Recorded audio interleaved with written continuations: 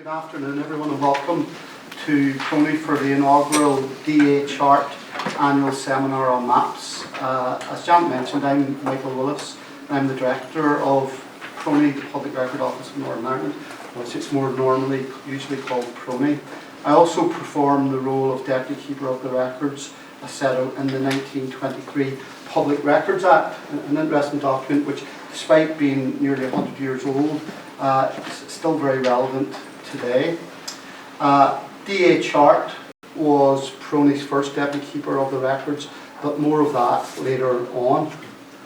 I'm delighted to welcome those of you who have been to PRONI before, and especially those who are visiting for the first time. If this is your first visit, I hope it will be the first of many. As Janet said, if you haven't already done so, I would encourage you to register at reception as a PRONI visitor reader.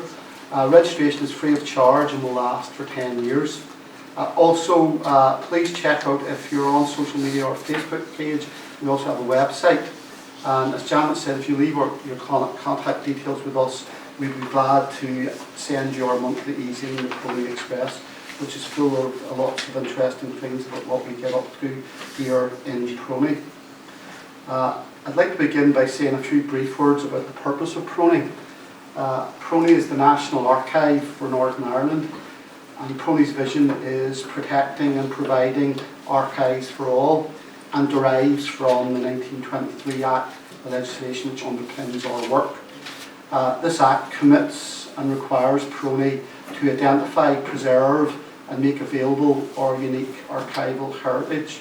If you want to find out more, free copies of this document, Protecting and Providing Archives for All, Values, Key Themes and Strategic Goals 2018 to 23 are available in the atrium or at reception for you to take away, so I would encourage you to do that.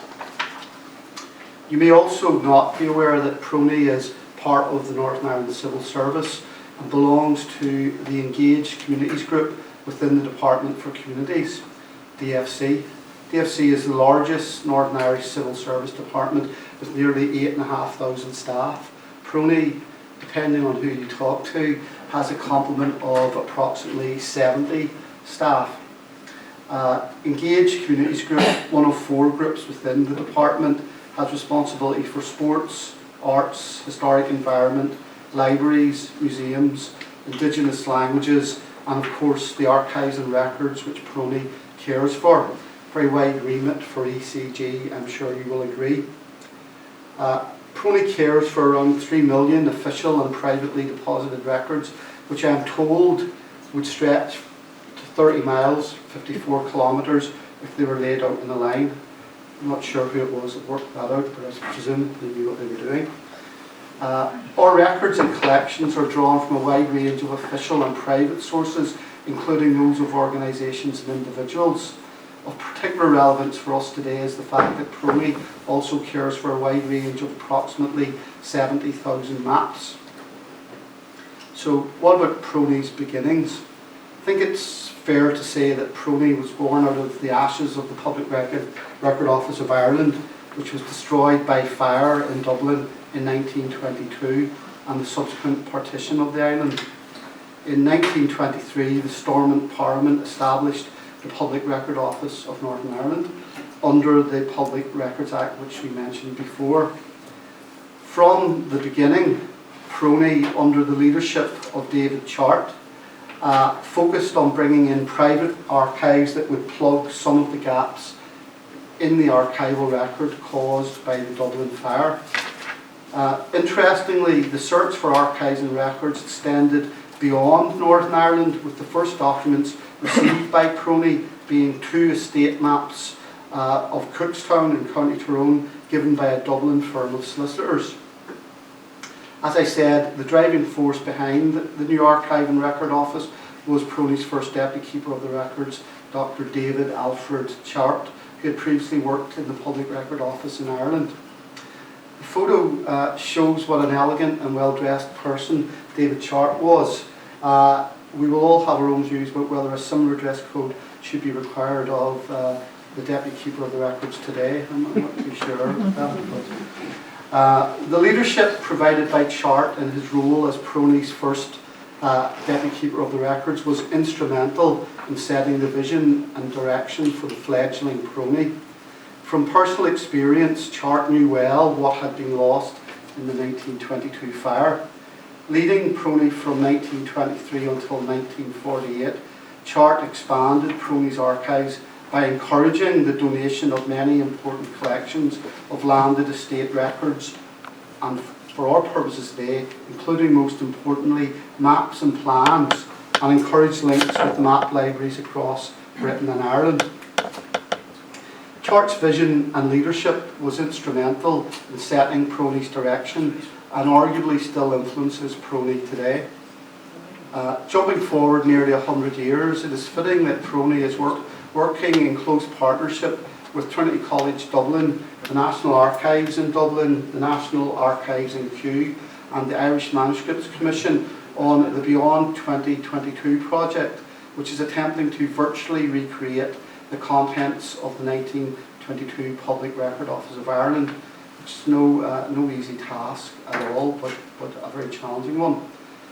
Personally, I am very conscious of the great honour and responsibility of being the current Director of PRONI and the ninth Deputy Keeper of the Records. Chart's enduring importance to PRONI is well summed up by a quote from the 1960-65 Deputy Keeper's Report, which reads, and I'm quoting here, "Many will be indebted to him in the future, but will probably never realise to whom they owe a debt." The launch of this annual seminar series goes a small way to repaying this debt and ensuring that Chart's name and importance for PRONI is not lost or forgotten. Moving now to our speaker. Our speaker today is PRONI's very own Dr. Glenn Kelso. Glenn has worked with PRONI for 10 years and is well qualified to talk to us about our place on the world map. Hopefully this won't embarrass you, Glenn. Glenn holds a doctorate in historical geography from Queen's University of Belfast and is an elected fellow of the Royal Geographical Society. He represents PRONI on the British and Irish Committee on Map Information and Cataloguing Systems, BRICMIX, and the British Cartographic Society. He is actively involved with the Association of American Geographers as an honorary member, as well as the Cornelli Society and the Brussels Map Group. He has been a visiting tutor at Queen's University, Princeton University and the University of Padua, and has also been a visiting scholar at St. Mark's Library in Venice, which has given him the opportunity to consult early maps held in Italy, England and the United States of America. It is these early maps which have inspired Glenn's presentation today, entitled Our Place on the World Map 1000 to 1600, which will explore themes such as the edges of the world, the newly discovered America, and the positioning of Ireland on the world map. Finally, thank you very much once again for attending today on such a pleasant day. I hope and I'm sure that we will all enjoy and learn from Glenn's presentation. Without further ado, I'd like to hand over to Glenn.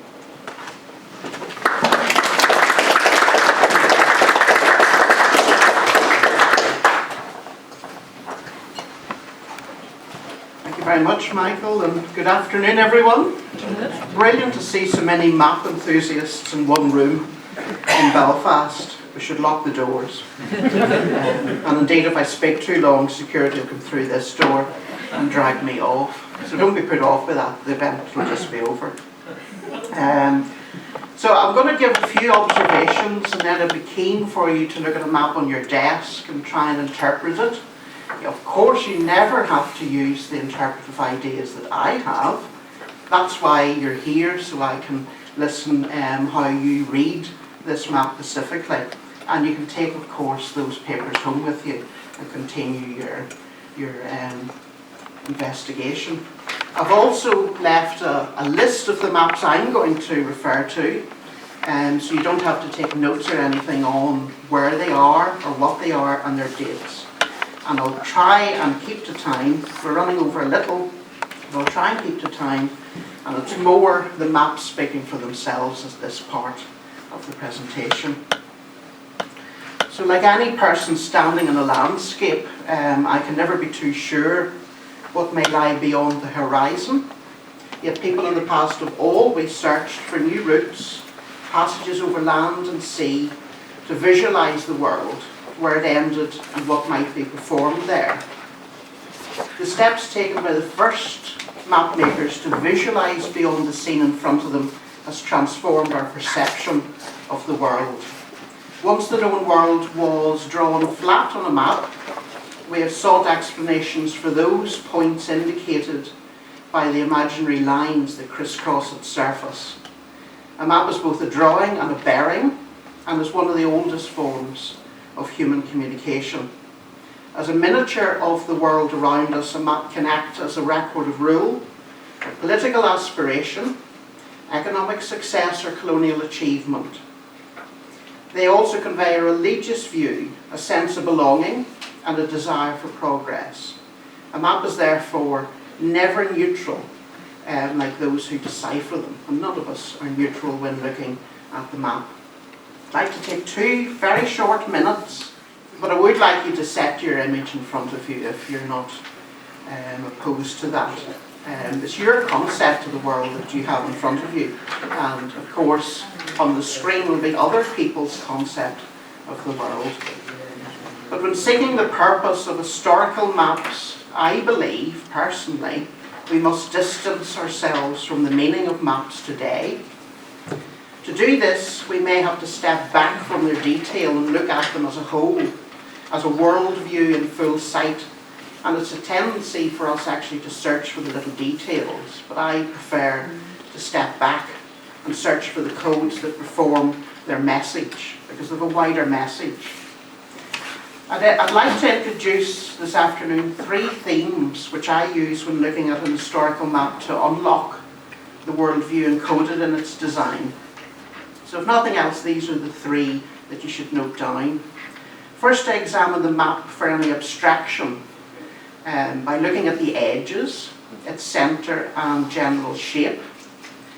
Second, I search for distortion by ascertaining the map's orientation, the size certain places have been drawn, and the empty spaces where the absence of details may be significant.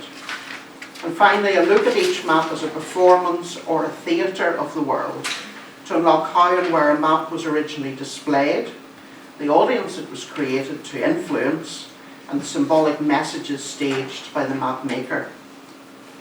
And to demonstrate this approach, I have great delight in showing you or drawing upon 6 medieval and 6 early modern maps from collections in England and Italy.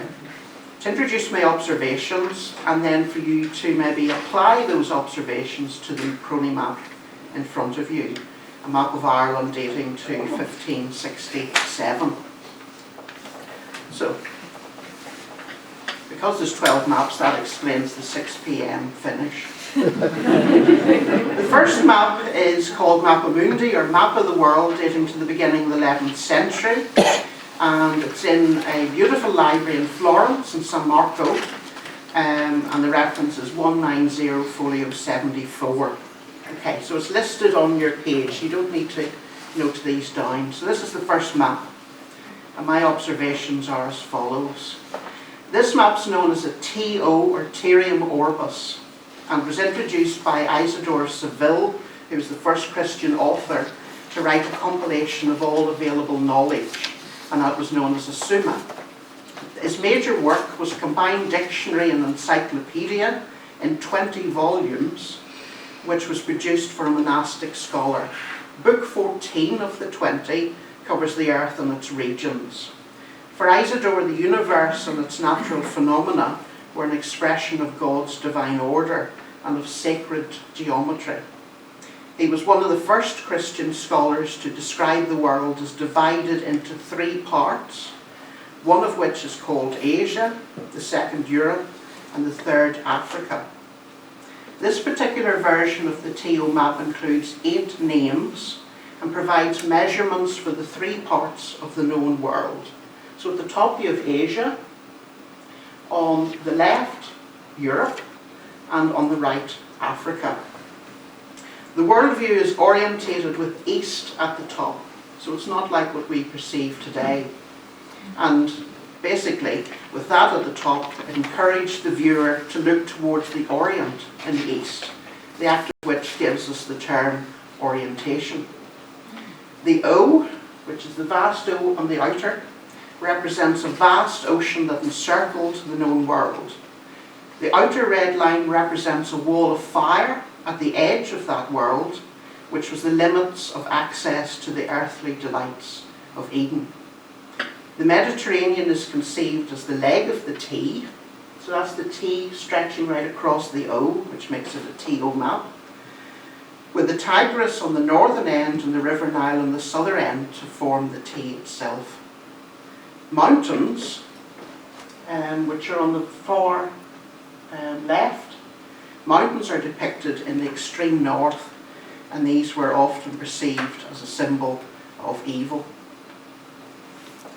So map 2. Map 2 is the Anglo-Saxon Mappa Mundi, or map of the world, dating to 1025, from the British Library, Cotton Tiberius, B, Part 1, Folio 56V. And archival staff will always read out the actual reference. So probably drawn in Christchurch, Canterbury, this world map is also orientated with east at the top. The form of the inhabited world is rectangular rather than circular, divided still in 3 parts with the Mediterranean Sea at the centre. The northern part of Asia is limited in the south by a mountain range, clearly noted as Turini Montes. In the west, these mountains join with Armenia, upon which an arch is depicted. Great rivers flow from the Turini southwards. Now, this expanse at the top, which represents Asia, has the territories of Palestine and Syria, and they occupy a massive space, a lot larger than it's geographically possible. And indeed, the tribes of Israel are listed on the map, indeed the earliest map to do so. The Red Sea and the Nile are in red, which are quite obvious on the top right. Other seas are grey and the mountains light green. In Europe, which is bottom left, so you can see the Mediterranean going up the bottom middle. In Europe, city vignettes concentrate on the south. In Central Europe, the Huns may designate the Hungarians specifically mentioned. Now, if the technology works, I want to bring some of these up.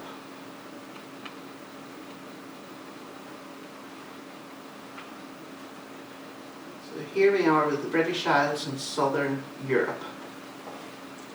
Here there's no legends at all on the territories of Germany or France, except for 2 terms. The first one, Syobritas, Syobryttas,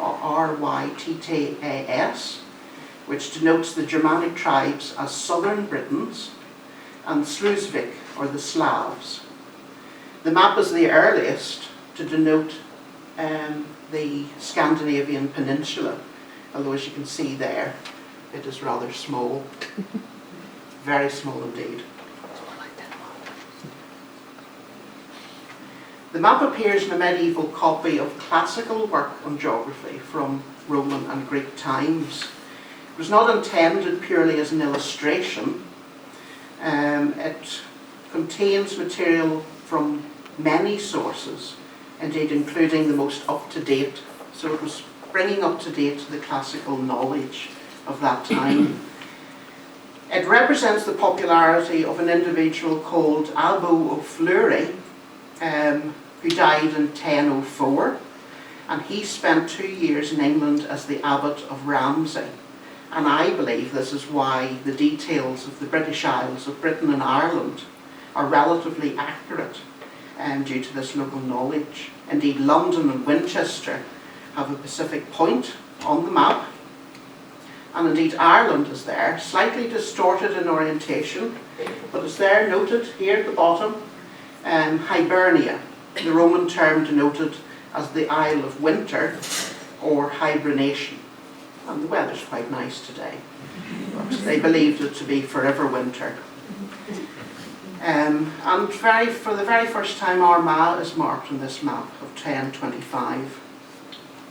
Other biblical references are there. I get it back again.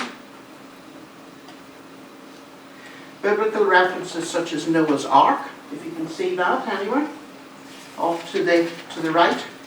Daniel's lion in Persia, the Tower of Babel, crossing the Red Sea, the city of Jerusalem, which is evidently centred in the middle of the world. So you're getting the idea of what the world map is about. The Orkney Islands are also prominent on the medieval world map. Not prominent today, but very prominent. So you can see the scatter of them to the north of Scotland. The question really is, had the biblical significance, as this is a biblical explanation, were there pillars of stone?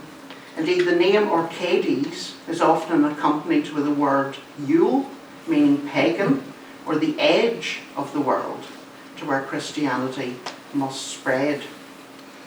So we're at the edges of the world. Map 3.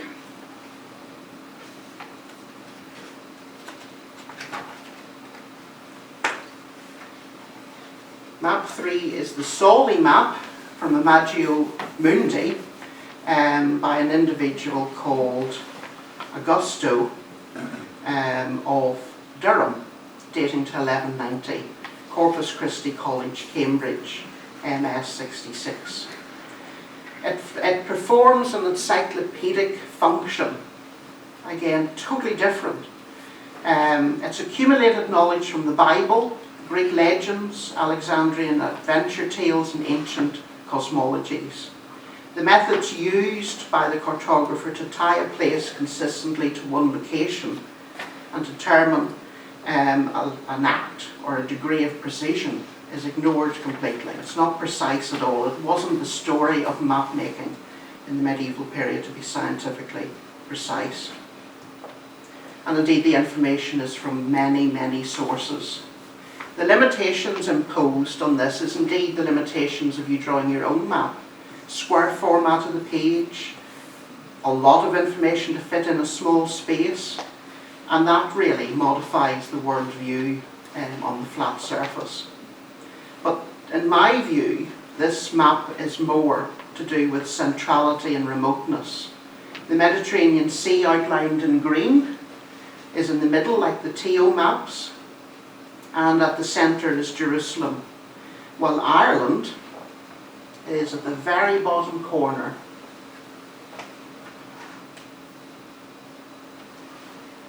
It extends from the north of Scotland right to the Iberian Peninsula in this case. The desert monasteries of Egypt are also very prominent on the upper right. So it's about the edges of the world. It includes the Red Sea, divided. As you can see there, it is actually divided. The top right corner. There's monsters of Greek myth in the Mediterranean, and paradise is appropriately at the top. So let's see if I can bring this in. So paradise is at the top, middle, and going right down through Tower of Babel. You have Jerusalem, and this is the Mediterranean, stretching back to the Atlantic. This middle axis, I believe, is very significant, with the existence of man being portrayed by paradise at the top, down through Jerusalem as a centre of faith, right to the very bottom here, where we have the mouth of the Mediterranean in the west, or the Pillars of Hercules, which represent death. So the birth of man to the death of man. And if I bring it out a little bit again, as I mentioned at the very beginning, significant for me is the edges of the page. It tells you more about the detail itself. And indeed you can see the angels in the top left corner. At the top left corner the angel is pointing, as the other ones are not pointing at all. Indeed, the one in the left corner is pointing to Gog and Magog, which is possibly present-day southern Russia and Kazakhstan. And in medieval texts, they were to sweep through the world on the Day of Judgment. The other two angels guard the Strait of Gibraltar, which was defined then by the gates of hell. So a cheery topic. Medieval maps such as this disclose in their portrait of the world a clear emphasis on the coming end of the world, with mankind reaching the western limits of the earth, and one of those limits was Ireland. The tribes of Gog and Magog are shown as impatient in invading the inhabited world, and the visual imaginary sheds light on the complex conception of time in medieval Christianity, where the apocalypse meant revelation, not the end of the world specifically, but revelation as the mysterious overlapping of humanity and divinity in view of a future cosmic renewal. But medieval maps also comment on the creation of the world, and indeed often, like this one, God is depicted as the architect of our world in the Middle Ages, with a compass in hand, measuring the earth with its encircling ocean. And this comes from the Bible Moralese, dating to 1235 in the Bodleian Library, Oxford. In an attempt to reconcile certain passages in the Bible with the known world, medieval scholars referred to key passages in the Hebrew Bible that describe the encircling ocean that's depicted on these images. So from Genesis 1:6-7, let there be a dome in the midst of the waters, and let it separate the waters from waters. So God made the dome and separated the waters that were under the dome from the waters that were above the dome. Which leads on to the Psalter maps, dating to the early 13th century. They're held by the British Library, and there's two folios specifically I'd like to show you. The first of the two is arguably the most famous medieval map of all.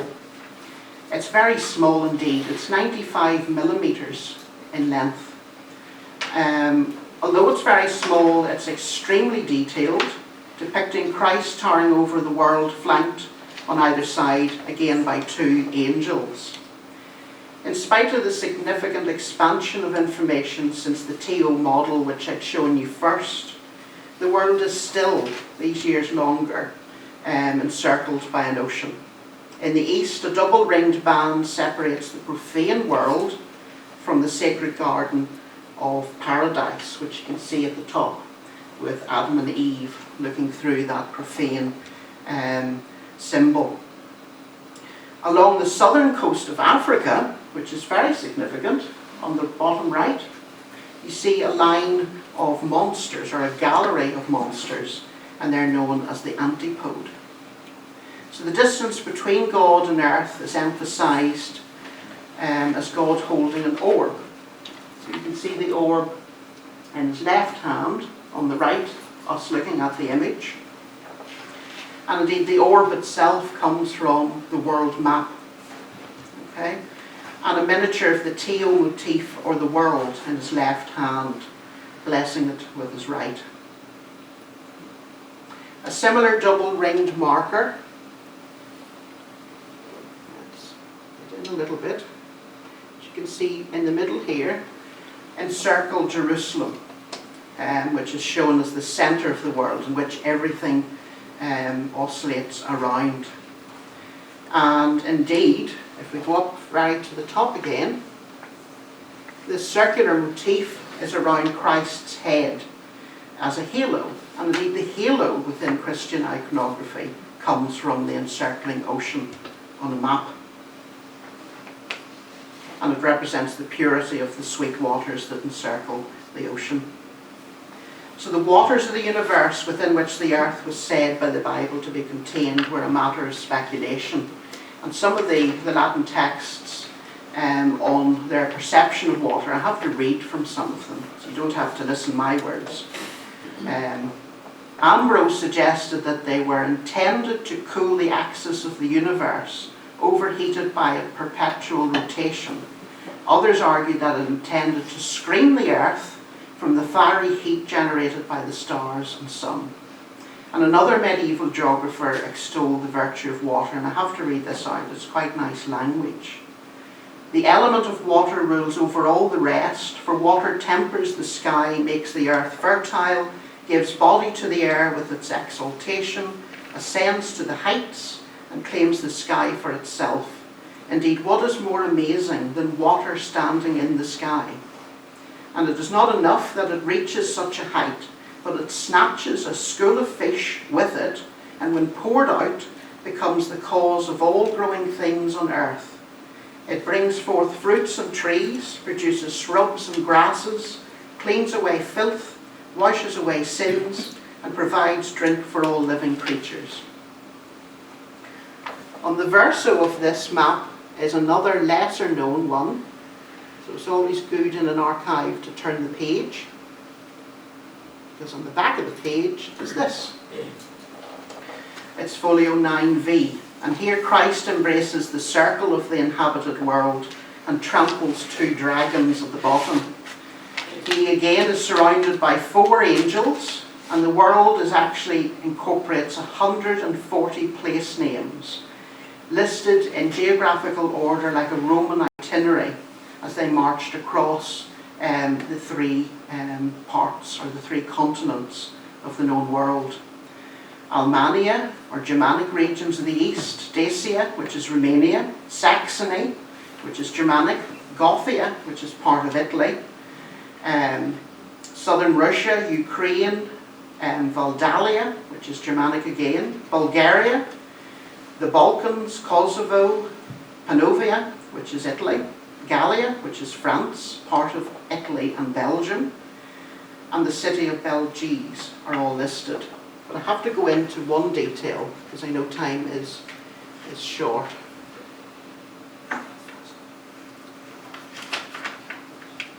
To Europe, okay, which is the TO map again, and this is Europe. And towards the bottom, if you're good at your early text, I can read out, it says Great Britain, City of London, Canterbury, Ireland, City of Dublin, Armagh, Scotland, St Andrews and Norway. So they're there in progression on a map from the 12th century. So the next one, and it's only some observations, you're very welcome to look at these in detail afterwards. The next map is a world map attributed to Pietro Visconti, and it's held by the British Library. It was produced in Venice around 1320, and the appearance of it is slightly different than that which I'm showing you. The appearance is of a nautical chart of the world for navigation, and it was introduced around 1200. And nautical charts go away from the symbolism of medieval Christianity towards more practical uses. They were used as a guide to navigation within the Mediterranean and the Black Sea and along the oceanic shores of Europe and Africa.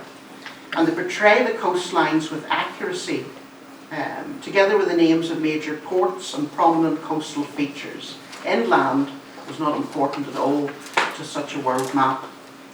The ruled lines that you see stretching right across are known as rum, or rum lines, and they radiate from wind roses to provide a means of working out the shortest compass course between different places. And indeed, the transfer of the Mediterranean coastline from nautical charts to the world map implies more than cartographic refinement. It was a radically different approach to the representation of space, as measurable distance and direction were essential for the mariner, and they needed to use the map really to work out their route. So the mapping of the world became a matter of accurate measurement of angles and directions at this time. And contemporary information was taken from Arabic maps, geographical tables, and above all, European travellers' accounts at their travels across the world. So a flood of new information from distant parts transformed the world map and the traditional connection between historical and geographical description was gradually being lost. It was no longer a stage for the display of Christian universal history.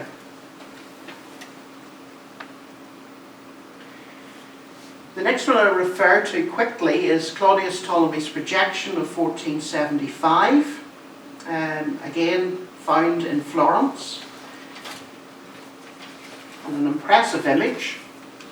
And indeed, historians place the beginnings of cartography at the work of the 2nd century Greek-Egyptian Claudius Ptolemy. What a mouthful. In his book Geographical, or Geography, Ptolemy codified the idea of latitude and longitude, which is still being used today, the grid of north, south and east-west lines. They also developed the idea of projection that underpins the geographic form of maps. So the science of maps stretch back to the classical periods. There's no proof that Ptolemy actually produced maps, and that's why these are later in date, because individuals in the Renaissance took his calculations, drew them into maps and redrew them in subsequent editions of his book. This map from a manuscript produced in Florence around 1475 shows the world very much as the classical Greek geographer Strabo wished to portray it, showing the known world in relation to that much larger part of the world which remained unknown. So it's acknowledgement that only part of the world is actually mapped. And it was this type of imagining that gave Christopher Columbus the false notion that he could sail from Spain directly to Asia, not realizing that America would be in the way. And this is one of my favourite redrawings from 1482, from the Ulm edition of Ptolemy's Geographica. This is from the Royal Maritime Museums, London. Really colourful. And Ptolemy's renewed popularity during the Middle Ages can be found in a poem that's associated with this image from Maximus Platoon's 1255-1305. What a great wonder the way that Ptolemy has brought the whole world into view. Just like someone making a map showing just a little city, I never saw anything so skillful, colourful and elegant as this lovely geography. And this 15th century copy is based on Ptolemy's projection using 8,000 coordinates. And soon after, they were rediscovered in 1400. The German Benedictine monk Donus Nicholas Germanus extended the conical projection to show, if I can bring this up, to burst out through Ptolemy's work here, just above the British Isles, to show the first geographical representation of Greenland, Iceland and the North Atlantic, bursting through his coordinates. The world is shown with the Indian Ocean, as you can see in the bottom, bound on 4 sides by land. The tropics and the equator are coloured red and the sea in rich blue. And 10 headwinds, and this is the word headwinds, as you can see, blow out from the margins of the map. I believe this map reflects the importance during the Renaissance of both classical ideas and indeed wood cutting, because the printing process of this map spread world mapping to more and more people. Going to more people could access this view to a wider audience. So my favourite map, I have to declare that, quite an archive now, only showing you 12.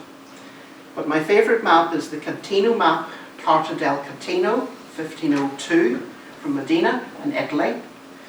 And it's very impressive. And I'm just showing you as you go along how things change. And this is quite a radical change. It brings together cartography, exploration and espionage, which always attracts my attention. When it was drawn at the beginning of the 16th century, the Portuguese had a most accurate idea of the world beyond Europe. 2 generations of Portuguese mariners had made their way down the west coast of Africa. Dias had rounded the Cape of Hope, Gama had opened the sea route to India. Pedro Alvarez Cabral had landed in Brazil. And Portuguese explorers had even visited the northeast coast of America. Their new discoveries were recorded systematically on a map standard maintained in Lisbon. However, this map's Italian. And in 1502, the Duke of Ferreira commissioned Alberto Coutinho to secretly locate and copy recent Portuguese discoveries. And the map reveals that Portuguese sailors crossed the Atlantic and recorded the territories that belonged to them. In the top left, the map shows part of the Canadian coast for the first time, islands of the Caribbean, and the Florida coastline. The coast of Brazil, which is at the bottom left, is depicted rather vaguely, but it has beautiful trees and parrots depicted on it. While at West Africa, where the Portuguese had been sailing for longer, is revealed in greater detail indeed. Jerusalem's still in the centre, but not very prominent other than a large vignette, as you can see in the centre here. But the orientation of the British Isles, Britain and Ireland, is very accurate, and this really is about the close connections between England and continental Europe at that time. The next image, and I'm running through them quickly, map 10 is Orbis Universalis by Robert Thorne, dated 1527 from the British Library. Robert Thorne was an English merchant resident in Seville and Bristol. He urged Henry VIII to gain the benefits of trade with the newly explored Indies of East and West. In particular, he advocated use of a northeast passage to China. And because of this, the map tells quite a few lies. The version of the map here was published actually in 1576 for the Muscovy Company, who wanted to show America as an impenetrable bulk such that there could not be a northwest passage above it from the Atlantic to the Pacific. So everyone had to sail past the trade points of the British. Instead, the emphasis was on trade via Asia and the Indian Ocean. So it is about, it's been drawn basically to trick and to deceive. But as you can see there, America is forming a little better off to the left of the image. They're never very good at drawing India at this point. The next one is a planisphere by Jean Rotz from the National Maritime Museum in Greenwich, dated 1566. I wanted to quickly show this. We could fill 4 hours with the next image. But quickly, I promise to be quickly with this. Security's not coming through the door yet. After a period in England as hydrologer to King Henry VIII, Rotz returned to a school in cartography in continental France, bringing with him the knowledge of English waters. So that is why England, Scotland, Wales and Ireland are very well drawn at this point in 1566. I'm sure you're noticing something wrong. And I haven't actually made a mistake. It was actually drawn upside down. And why on earth was it upside down? Again, it's going back to the 3 things I mentioned: distortion, abstraction, and what are they trying to perform? What they're actually trying to perform, in my view, putting north pointing downwards, is an emphasis on Australia, which appears on the map out of nowhere. And Australia, for the first time, is a large mass in the top left corner. So it's a celebration of the discovery and knowledge of Australia. And indeed, the tip of Antarctica reaches the point of South America as well, just over to the right here. So an elaborate map to do with a viewpoint. So rather than looking east or north, it's looking south at expansion. As Michael mentioned, I had the pleasure of being a visiting scholar at St Mark's Library in Venice, and the story of St Mark's Library is quite extravagant. But Pizarrian Cardinal Basilio Bazarian bequeathed 1,024 works to the Venetian state in 1472. A librarian was appointed by 1488, and the building appeared in 1564. Okay, and this is the image, basically, of their reading room, very similar to that of the Public Record Office. So, Biblioteca Marciana, 1564. A splendid reading room, vaulted ceiling, painted by Venetian artist Pelio Veronese, and indeed the library was to later house, in my opinion of course, the most important world maps, the Fra Marano world map, terrestrial and celestial globes by Vincenzo Cornelli, and geographical tracts chained down the middle of this reading room to rows of benches, which would have been quite an image. And on one of those tracts, and indeed still the library's custodian to a very important edition of Ptolemy's Geographia by Giovanni Antoni Maggini.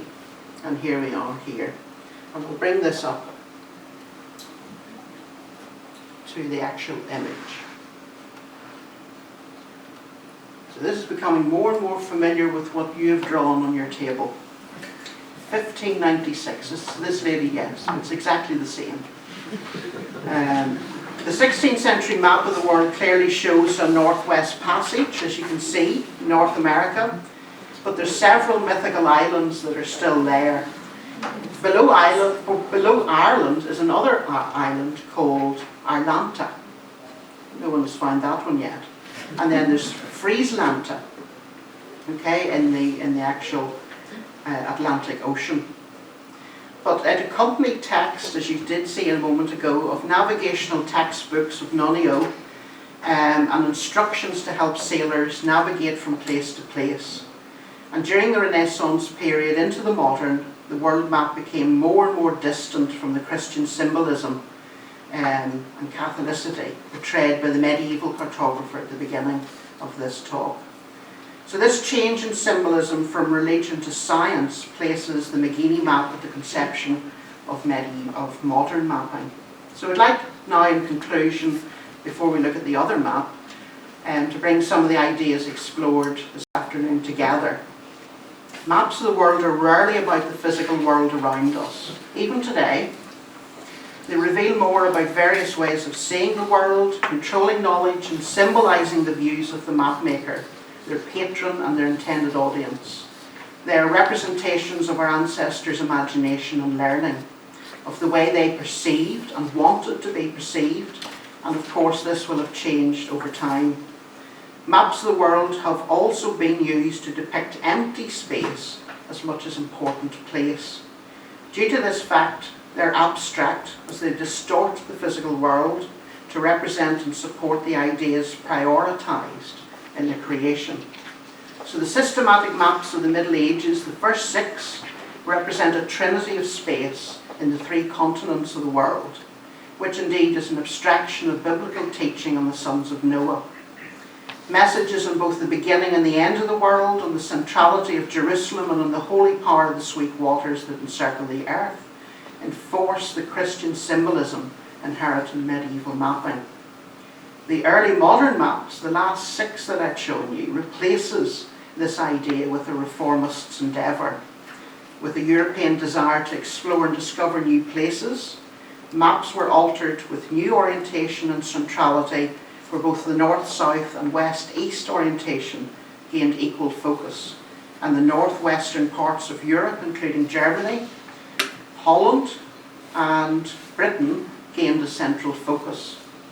Their maps of the world became emblematic of commerce as a vehicle which would spread Christian teaching to the ends of the world. So the re-emergence of classical knowledge also, for me, highlights the search for natural order as an expression of God's truth.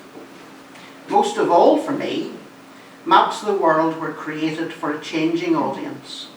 First, the scholarly community, forming illustrations for those who could read religious Latin texts, then as a repository for a free learning society who were searching for modern ideas.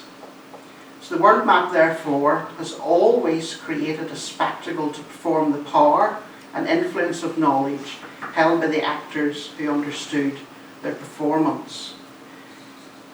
Their drama is still being acted out, yet our understanding of this performance is distanced through time. Maps of the world will always be an imagined geography that shape our view of the world while performing the way humanity has understood its place in that world. So how does the imagined geographies that have revealed from the Middle Ages and Renaissance compare to your depiction of the world using only a sheet of paper and a pencil? Thank you very much for listening for this part.